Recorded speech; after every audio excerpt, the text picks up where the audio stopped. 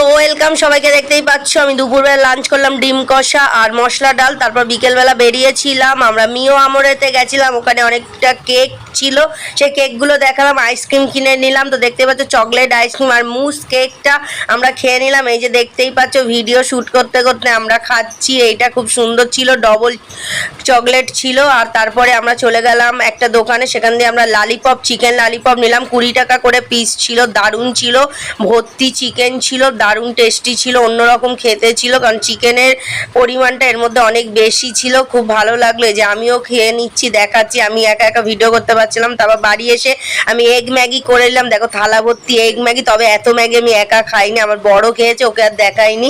তো র্যাম্বোও খেয়েছিল কিছুটা। তারপরে একটা বড় স্প্রাইট মা আর আমার বর মিলে আনতে দিল, ওই স্প্রাইটটা আমরা খেলাম, 90 টাকা দাম ছিল। তারপরে দেখো সোমবার দিন আমি খেয়ে নিলাম এই যে নিরামিষ ডাল ভাত আর ডাল বড়ায়।